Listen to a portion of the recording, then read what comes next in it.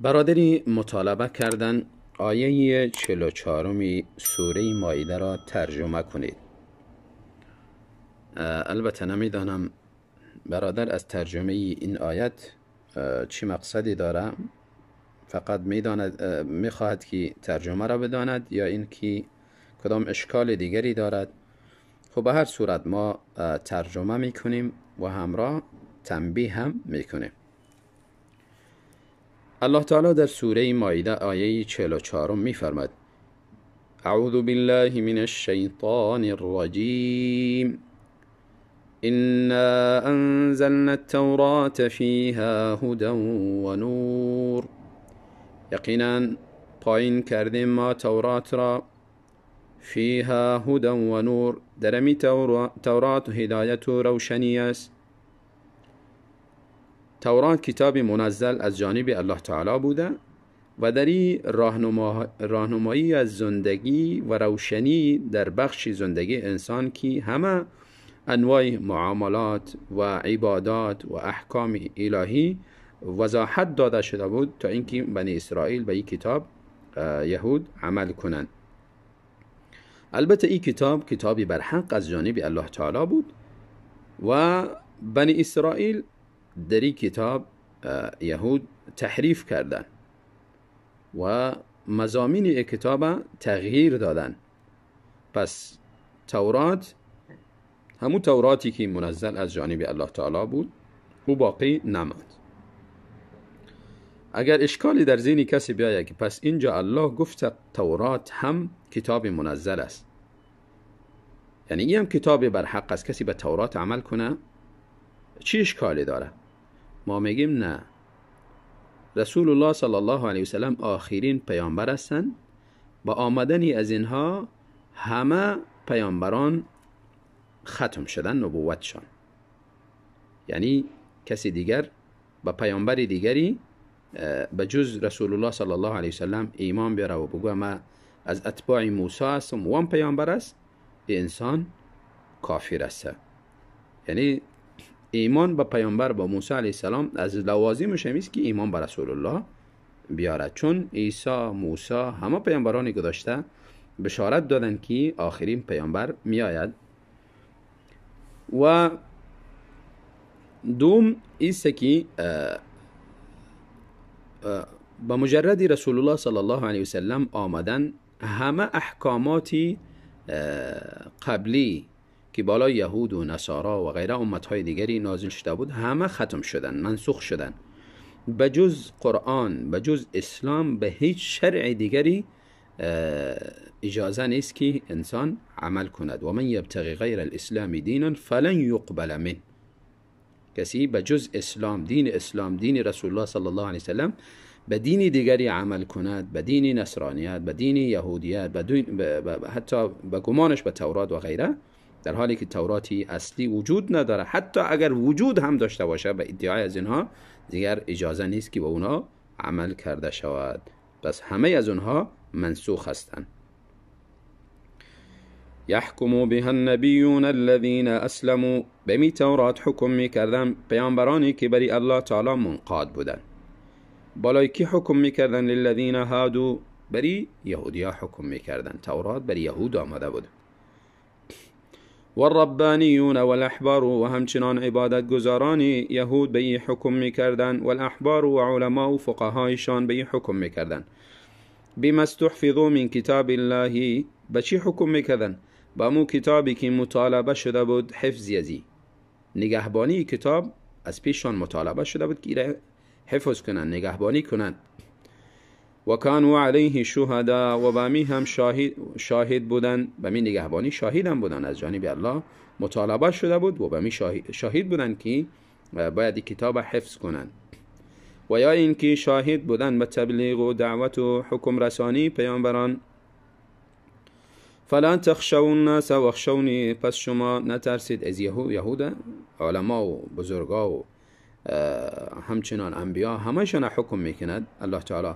فلا تخشوا الناس، شما نترسید از مردم، واخشونی، از ما بترسید. ولا تشتروا بآیاتی ثمنا قلیلا، و شما نخرید در مقابل آیات من بهای اندکی را، یعنی آیات مرا بدهید و بهای اندکی از دنیا، متاع دنیا را در مقابل عوض بگیرید. دی آیات اشاره میکنه به ای که ترس مردم باعث نشود که شما حکم الهی را پشت سر بگذارید و حکم نرسانید. و در دوم اشاره میکنه که در مقابل احکامات الهی رشوت نگیرید و این احکامات الهی را به بهای اندک دنیا نفروشید. و من لم يحكم بما انزل الله فاولئک هم الكافرون. پس کسی که حکم نکرد به آنچه که الله تعالی نازل فرموده از احکامات، فاولئک هم الكافرون، پس جماعت از جمله کافران هستند. این آیت اشاره به یهود میکنه، چون اولش درباره یهود بود، تتیمش هم درباره از اونها که یهودی که با ما انزل الله حکم نکند پس از جمله کافرین است. یا این که آیت درباره یهود نازل شده و حکمش عام است، پس کسی که با آنچه که الله تعالی حکم کرده نازل کرده از احکامات به او عمل نمیکنه و به او حکم نمیکنه، او از جمله کافرین است. باید یک اشکالی شاید در ذهن بعضی از برادرها می آید که کسی که به احکامات الهی عمل نکند یا حکم نکند، این انسان کافر می شود و او را تاپی کفر می زنند. البته این مسئله را، مسئله حکم به ما انزل الله یا حکم به غیر ما انزل الله، تفصیل دارد و این تفصیل انسان باید از علما بشنود و به مصادر اهل سنت رجوع کند تا این که فهم ای آیات یا این که حکم ظاهری آیات سبب نشود که جماعت بزرگی از مسلمان ها را یا دولت های بزرگی از مسلمان ها را به ای آیات تکفیر کند. اولا مسئله حکم به غیر ما انزل الله، یعنی کسی که به غیر ما انزل الله، آنچه که الله حکم کرده به غیر از او حکم میکند، فیصله میکند یا اینکه عمل میکند، آیا این شخص به مجرد ازی کافر میشود یا خیر؟ و استدلال از این آیت اگر کسی بگیرد، البته این مسئله تفصیل دارد.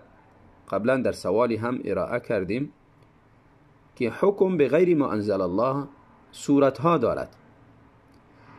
گاهی یک شخصی به غیر ما انزل الله حکم میکند، جاهل است، نمیدانه، حکم الله را نمیداند، پس در این صورت این جاهل به جهلش، به نادانیش معذور است.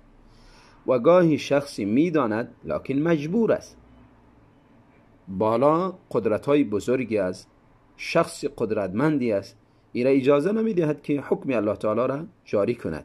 حتی در داخل خانهش اجازه نمیدهد نماز بخواند یا در بیرونی از خانهش اجازه نمیدهد که به اسلام پابند بوده باشه یا با مسجد حاضر شود. اگر این شخص این کار انجام نداد و مجرد ازی کافر نمیشه، چون بیچاره مجبور است، حالت اضطراری است. در این صورت این انسان معذور است. و اما شخصی حکم الله را بداند و مجبور هم نباشد، به این عمل نکند و همراه ازی که عمل نمیکنه این را سبک بشمارد، بگه از این حکم الله حکم غیر بهتر است، دموکراسی بهتر است، جمهوریت بهتر است، در این صورت انسان کافر می شود.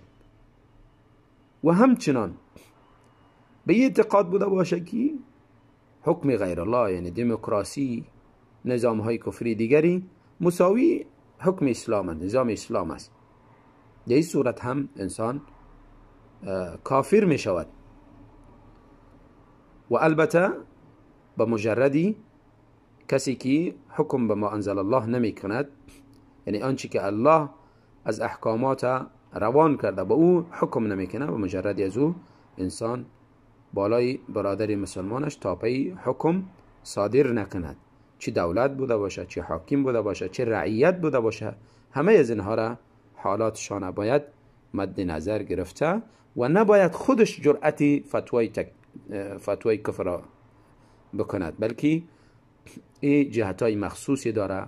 علمای بزرگی به چنین مسائل بزرگ فتوا صادر میکنن و این مسائل حلش به اونها رجوع بکند. بارک الله فیکم.